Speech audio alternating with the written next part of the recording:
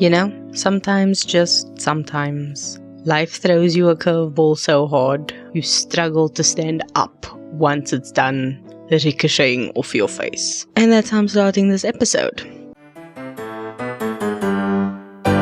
Hello and welcome back to the podcast. I hope you're doing well. I'm a bit frustrated at the moment because I've recorded this episode. It took me 40 minutes to record the first time. And then I sat down to edit and the first 10 minutes were missing. Completely flat, blank. And the rest of it was unusable because there was a weird noise. So let's hope this goes better and it doesn't take me as long. So yeah, let's get on to it. As I said in the previous episode, this is going to be a month full of lessons, and the first one is physical decluttering. So I've kind of cherry-picked different aspects of decluttering and spoken about it in a more generalized way. If you want me to go in depth, let me know via social media, via the comments, via any which way. Send a pigeon if you have to, and I will do something more in depth if you want. But this is just a general dipping my toes in the water of decluttering and the tips I can give. I'm currently in the process and have been in the process of decluttering and clearing a lot of things. So I think it's a very apt episode to make this week. But yeah, my mental health has gotten much better, and a lot of that I do attribute to making small changes in my physical life, whether it be physically moving more, taking care of my body in terms of what I eat, what I drink, my vitamins, my water, or even just my physical space. There's a lot going on. So let's jump right in. With it being November, and honestly, how are we in November? It blows my mind. A lot of people start prepping for Christmas, and I love Christmas. Not gonna jump the gun. But yeah, a lot of people start preparing for Christmas. A lot of people start prepping for New Year's if they aren't particularly religious. And that's brilliant. The earlier the better.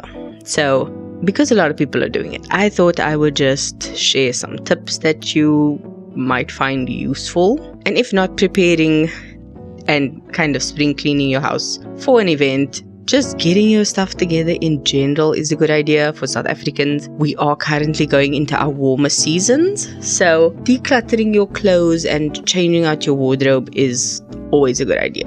So yeah, that is what today is all about. And with it being in particular physical clutter, I always like to just preface this by saying two things. Firstly, Rome wasn't built in a day. Don't try and tackle the mountain and expect to get it done in a day. That is not going to happen. Don't bite off more than you can chew.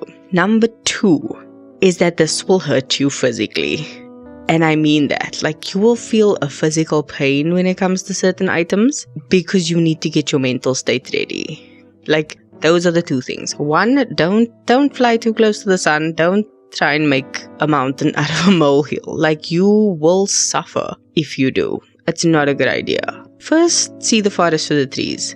And I'm throwing all the analogies at the wall because one will resonate and stick with you. Decluttering is not a jump in at the deep end activity. It is something that needs prepping, planning, and methodical attack. Like, this is not an easy thing. So, first and foremost, take a step back. Do your research and make a plan. 2 brilliant examples I love citing because everybody's seen Netflix. Check out The Minimalists. They have an Emmy, if I'm not mistaken, nominated documentary. Check it out. Go watch it. It's available on YouTube for free without ads. If you don't want to do it on Netflix or you can't, get it, watch it, listen to their podcast. You will not regret it. Secondly, Marie Kondo. Yes, that is how you actually pronounce her name. It's not Marie, it's Marie Kondo. She has 2 seasons of Tidying Up with Marie Kondo on Netflix. Those are also brilliant because there's a diverse range of people who needed her help. And whether you are downsizing because of an empty nest, whether you have kids and you are just suffering because there's so much, and everything in between, they have beautiful episodes that you can watch to help you figure it out. So do your research, watch, listen, figure it out, and take everything with curiosity. Being like, I'm curious about that. That seems like an interesting approach. Why would they do that? Don't take it for gospel. Not everything is going to work for everyone. It's a very trial and error kind of a process. It's not going to be quick and free. Like, that's not how this works. It's an endeavor that you choose to partake in. So do your research, and then once your research is done, get a plan of action going. I always like to first suss out everything.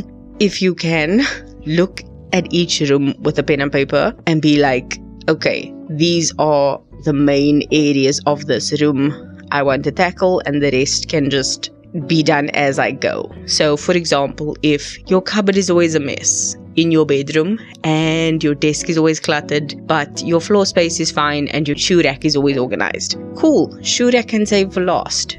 Desk, you need to work there, that's maybe a priority, and then your closet you kind of do after that. So in order, it would be your desk, your closet, and your shoes.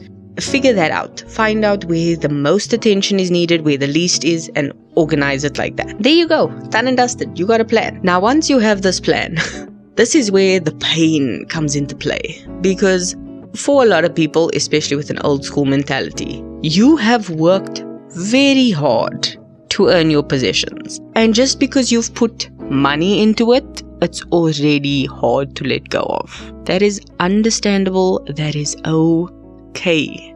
It's completely fine. However, this is where you need to kind of weigh the scales. Do you want to keep something you don't use just because you've paid for it? Or would you rather get rid of it, maybe sell it and actually recoup some of that money and pass on the benefit to someone else and have that space free in your home? What would you prefer to do? Because eventually, it's going to go from being something you loved when you bought it to an ornament that you see, to eventually something you hate because you've cleared out everything. This one thing is here and it's like a grudge item. You're just holding on to it and don't want to let go because you put money into it. So like, what do you want to do? What is the goal? What do you plan on achieving by just keeping that thing? It can physically hurt to let go of some items because of the money you put into it, or worse, it's a sentimental item that actually is broken, serves no purpose, annoys you, but because there's sentimentality attached to it, you can't let it go. Which is hard. Once again, I get it, but this is where you need to once again weigh up the options. Are you willing to invest more money to get it repaired and functioning again? Or would you rather maybe give it to another family member who finds that same sentimentality but can actually maintain the item and breathe new life into it? So it can hurt sometimes to declutter, but at the end of the day, you gotta ask yourself, as Marie Kondo does this spark joy? Because that's what you want. You want to walk into your space and just feel joy, not grudging looking at this thing.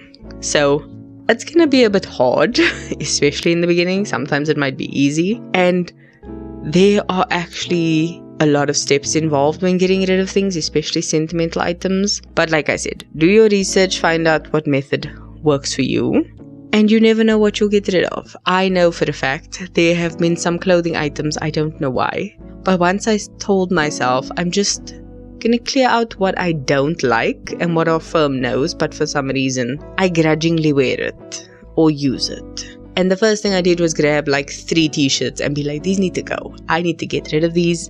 Like, I'm ready to burn them at this point. Like, can we please? So some stuff are going to be easy. Like some stuff you've been eyeing to get rid of, you just never gave yourself permission. And now you can. So don't worry. You can let go of things. You don't need permission from other people to get rid of your stuff. They are yours, whether you sell them, whether you donate them, whether you upcycle them. It's yours. You can do with it what you want. So you do you. One thing I also want to point out is once you do actually get rid of some stuff, it's always nice to kind of see how your space changes, and you might actually find yourself wanting to upgrade some things now that you've maybe cleared out your lounge of some of the clutter and you've gotten rid of things and you're just like, my space looks more open. Maybe I need to upgrade my TV. Maybe I need to upgrade my couch. Maybe I have been holding on to things that have been costing me maintenance money, and now that I no longer have them, I have a bit more cash flow, and now I can actually invest in nicer things. And I specifically phrase it that way Because your money is exactly that. It's your money that you're using to invest in things you buy. And yes, investing in a set of plates or a crockery set, it's not your traditional investment like stocks, but it does count as an investment in your life because now you've got extra crockery, you've got more plates and things so that when guests come over, there's enough, they're not mismatched, and you can actually put a full load in your dishwasher if you have one. I don't know how these things work. I wash it with a sponge, like, honestly. But that is what I'm getting at. Like, you can invest in what you invest in, and that is okay. And even if you don't want to upgrade immediately, you can actually save up your money and then upgrade, which is always a good idea. So it's about finding your balance, your space, your thing. And I'm not saying get rid of everything, because I do know that there are like minimalists that live with 50 items. And I'm just like, my kitchen needs 50 items. Don't even try that with me. And that's okay. But it's about finding a balance. You know, you get extreme minimalists that own like nothing. And then you get minimalists with maximalist tendencies. For example, if you're a baker, you maybe own a maximalist kitchen where you have different accessories, different shapes, molds, cookie cutters, those types of things, but everything else in your life is minimalist, and that's fine. But that is the point of minimalism. You are subtracting the things that don't serve you to make space for things that do. So definitely find your sweet spot. You're not trying to get rid of things to the point that you have to wash dishes like 7 times a day because you only have 2 cups and you only have 2 plates and you're a couple that live together. And you also don't want to have only like 2 sweaters, so you have to wash every 3 days. Like, that is a lot of laundry and like a lot of just extra work. So finding how much you need as a base and then fluctuating from there and playing around and see what works best for you. That is always the best thing. I have been trying to clear my physical space for a while, and a very big catalyst of change has been my work setup. So, still working from home. Yay, love that for me.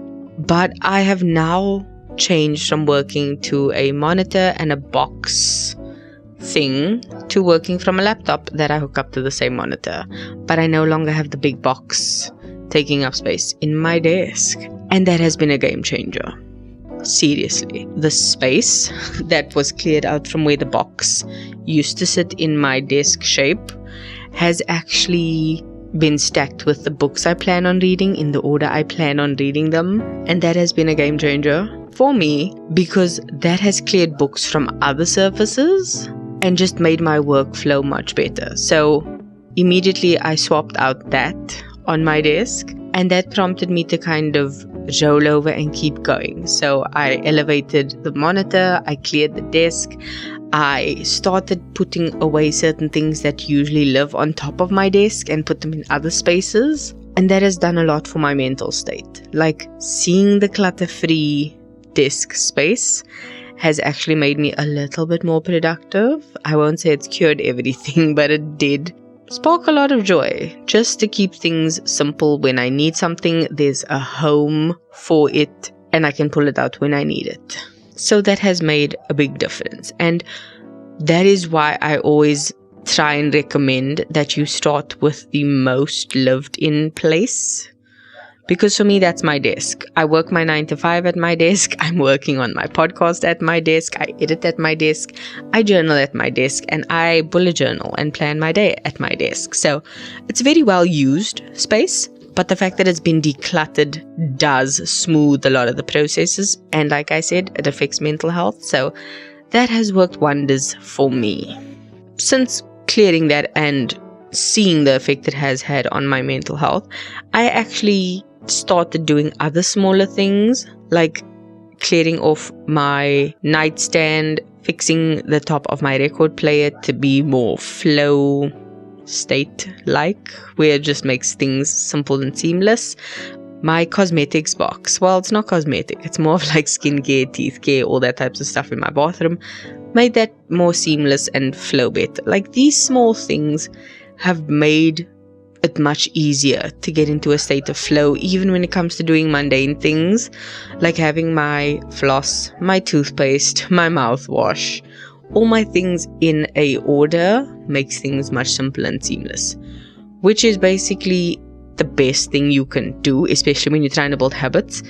Make things easy and seamless for yourself, because if you have to open up a cluttered drawer to try and find your floss, you're going to give up and not do it. If it's right there front and center in an organized little box, or even just in an organized row, you're much more likely to get it done. And also, it helps you get rid of the old expired nonsense you don't need. So why not do that? Not only does having these basically items lined up improve your state of flow, it also makes it much easier to switch lanes when needed. For example, because my desk is clear, when I need to go from work mode to personal mode, I shut down my laptop, move it to the side, and then pull out my personal one, play some music, do whatever I want. And that takes me out of work zone and puts me in home zone. And that's just small things, especially for people who work from home. Like, I cannot emphasize this enough. If you don't have a separate work office or home office, like me, I work in my bedroom, but there's a separate desk station to work from. Changing out your items.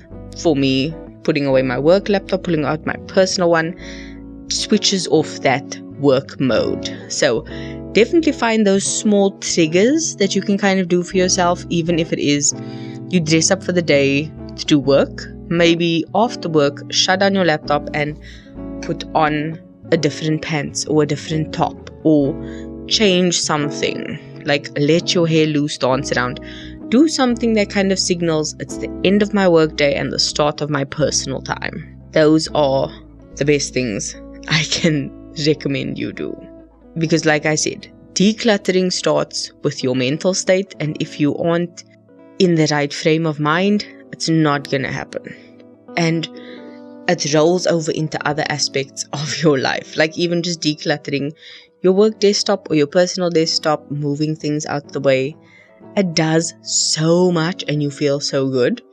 And not only does that roll over into other aspects of your life, it might even roll over onto other people in your life. My mother actually just gave me a set of 3 bowls and cups from a set.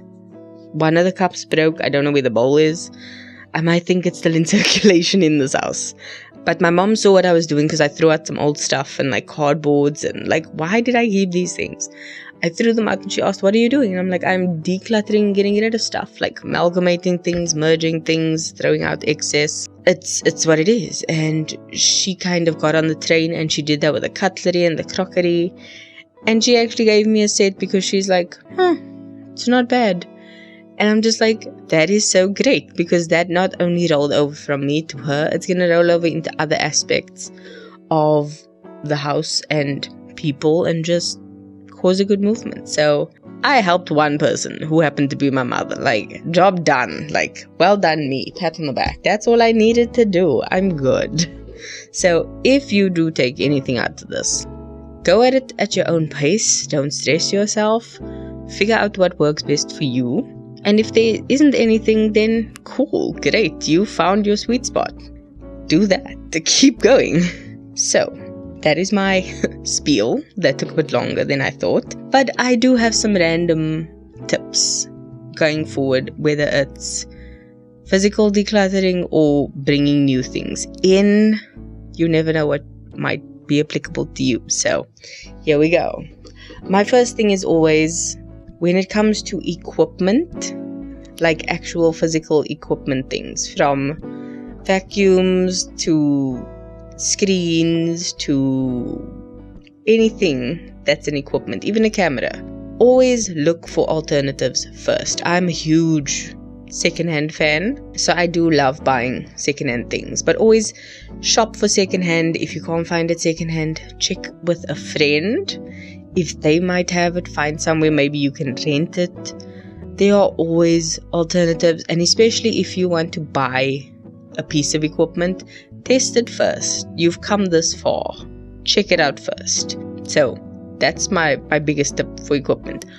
Always test it first and always find alternatives first before buying first hand. And a good thing about this is that secondhand stores have gone not only in person, but you can go online and find things, which has made life much easier.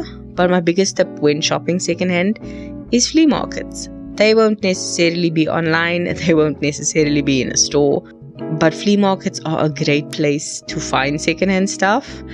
I know my nightstand I bought for $50, gave it a coat of paint, and I've been using it ever since. So, best thing ever. Another tip for buying first hand, like I said previously, rent it out, make sure it's the right thing, test it out, find alternatives. But if you do want to buy it first hand, ask yourself, can you live without it? Because obviously up until this point you have. And can you keep going without it? Is what you're doing now sufficient? And if not, are you willing to look after it properly once you buy it? Or is this more seasonal? Because sometimes if you're buying something for the summer season, why not just rent it? Why not find a second-hand option? Why are you buying it first-hand? And that is very important when it comes to buying equipment. I actually just spoke about this with my brother this morning. Like, we're looking for stuff for summer, so like camping chairs, things like that. But there are certain specifications we need to meet. So we are looking at various options and alternatives. But it's generally never the first option to buy first-hand. Side note, that is regarding equipment. If it's a clothing item and you want to buy it first-hand, ask yourself, are you replacing an old item that you've been eyeing that you want to buy first-hand? Or do you just want to buy something because you want a new one of something? One thing I like to do when it comes to clothing is, and this is a brilliant tip in my opinion, is take stock of your clothing when you are washing it. Because when you are cleaning something, it's not the best version of itself. Like when it's clean and hanging on a hanger, you can be like, I still like it, it's fine. But when it's dirty or there's a stain or something, you actually look at it like, oof, you've been through the ringer. And this is the best time to take stock, because you can see, is this item wearing thin? Is there a hole? Do you actually still like it and want to go through the effort of cleaning it? Like, that will make you see it in a whole new light. Or better yet, I have learned to not buy clothes with all these little accessories or accents on it.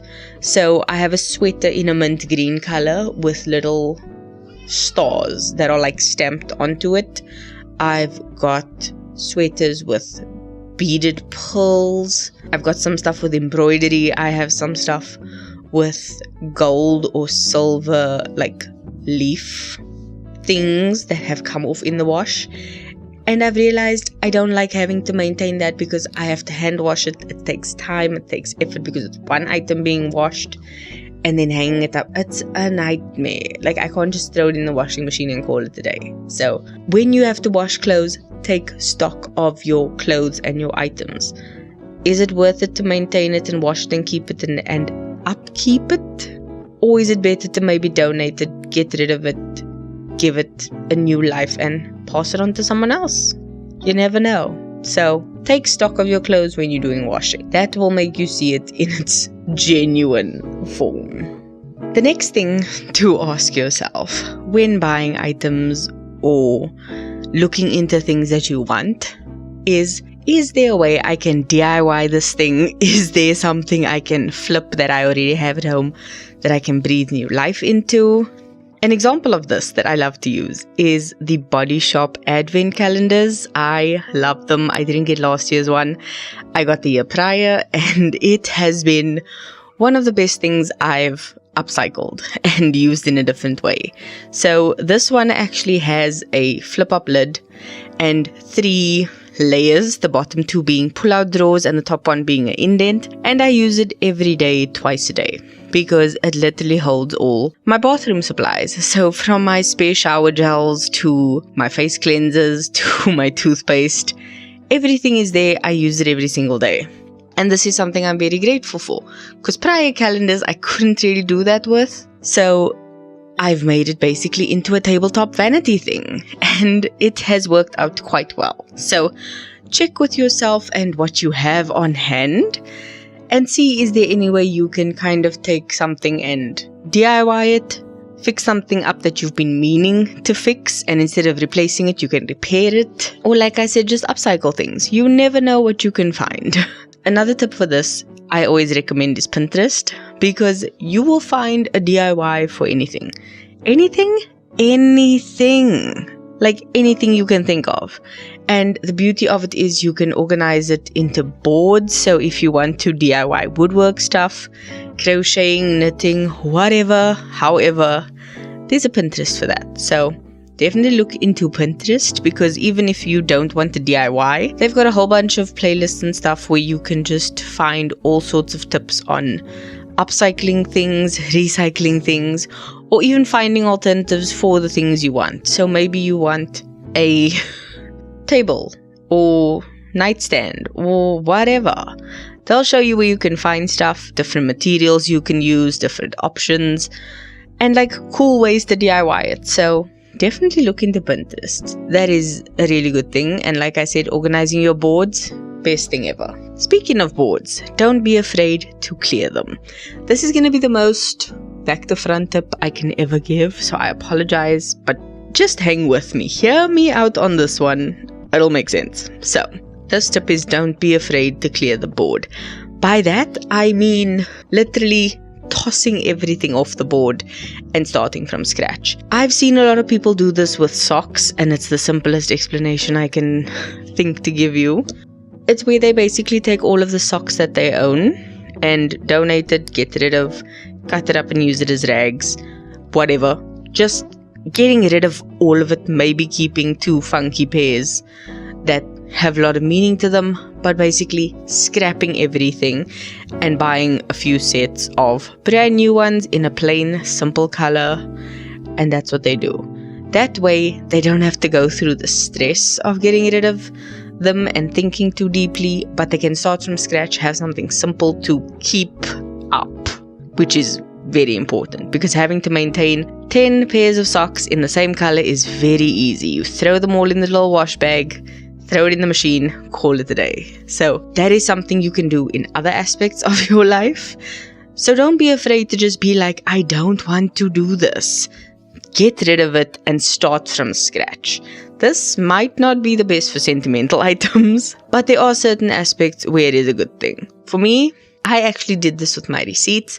I have had these receipts I've been meaning to log for forever and a day, and I just didn't get to it. And I've been maintaining logging receipts as they come in over the last month or so, and that has been fun. But trying to clear the backlog of receipts has just annoyed me and has become more of a hindrance than a help, and just this annoying to do I never seem to get to. So I've decided to basically clear the board, scrap all the receipts, log for the rest of the year, and start fresh in January. And I'm okay with that, because guess what? In 5 years, when I don't need to hang on to receipts for tax purposes, I can throw it away. I personally don't throw it away. I cut it up and use it in my compost. But you get what I mean. It's not gonna matter, so it's fine. I'm still gonna keep all of them in their little packet for that particular year and hang on to it until I can discard it. But yeah, I don't need to have it logged in my app. So why keep it? Why do that? Why go through all that time and effort if it's pointless? Because it is. So I'm not going to do that. I'm scrapping that. I'm clearing the board on that. And like I said, find what works for you. If you want to go and log all of them, you do you, my girl or guy, whoever, whatever, wherever you are. But for me, it's a firm no. Thank you. Good night. I'm done with that. No, thank you. In conclusion of this long ranty podcast episode, all of that to say, do your decluttering in your space, in your way, in your time. Rome was not built in a day. Don't make it be done in a day and then the foundation's not set. It's gonna crumble. Don't do that. If you do have a deadline, like I said at the top of this episode, a lot of people want to clear it for Christmas. They want to be ready for New Year's, whatever. If you have a deadline, tackle it methodically. Find out what is the key players and tackle them first, and then go down your list. Have a reasonable time frame. Make sure to give yourself enough skit and then some, and then just go from there. Take it one space at a time. and pace yourself. It's gonna be hard. You might just break down in the middle of your lounge holding a vase. It's okay. Wipe your tears and try again. Like, it's okay. And the thing is, make this plan and then start. And you don't have to do it over the weekend. Set a timer for 10 minutes every single day and do that. I love this tip. Set a 15-minute timer when you're done with work to clear your workspace and take yourself out of work mode and put yourself into home mode. If that means packing up your laptop, changing your outfit, taking a walk around your house, do that for 15 minutes. Set another timer for 15 minutes and clean up throughout your house. So they usually have this thing of like a one-touch system where if you touch it once, you need to do it. So if you're hesitating, do I take my cup? Do I not? If you touch the cup, you just take it and you clean it up. But this, in particular, 15 minutes, clean up whatever you can. So if that means collecting all the crockery from around your house, if you've got multiple people living there, get all the crockery, put it in the kitchen, sweep something. 15 minutes, that's all you do. Then you take another 15 minutes and you declutter something, pack things away, put them in their spaces, do what you need to do, and off you go. And then another 15 minutes, you just sit and relax, like you've earned it. Do those 15 minutes, 4 segments, it's an hour. Do Pomodoro if you want to. Find a system that works for you and off you go. Do not stress yourself out. It's supposed to give you less stress, not more stress when you declutter. So that is just my 2 cents. And honestly, these are tips I've learned going through it myself. I'm not done. Absolutely not. No, it's a work in progress. I do plan on decluttering things going through the rest of the year, which is 2 months, and then tackling everything else next year, which is basically mainly my wardrobe, and then maybe getting rid of some of my other books and things. But yeah, I don't actually have that much to do. It's mainly just my clothes that I need to get rid of and maybe some books. I don't know, but we'll see. So yeah, I've also learned that I tend to burn out in October month. So I want to actually work on taking a break in maybe August, or maybe just doing a reset in August or September, somewhere there, especially around springtime, which I think is a very good seasonal shift, as a lot of people do, like 1st of spring day, cleaning out your closet type of a thing, which funny enough is the song of the week, Cleaning Out My Closet by Eminem. And honestly, it is the perfect song. Like, need I even say more? It can be literally cleaning out your closet, or it can be him with his emotional baggage of cleaning out his closet and just taking everyone with him. Like, honestly, I can't even. Like, the mental anguish you go through with that song, oof, I love it. I would recommend, if you can't sing a song and make millions, I would definitely say give journaling a try. Maybe see a therapist, or better yet, see a therapist after journaling, just to have your thoughts more organized. But you do you. As I always say, keep being a better being, and I'll see you in my next episode. Love you. Bye.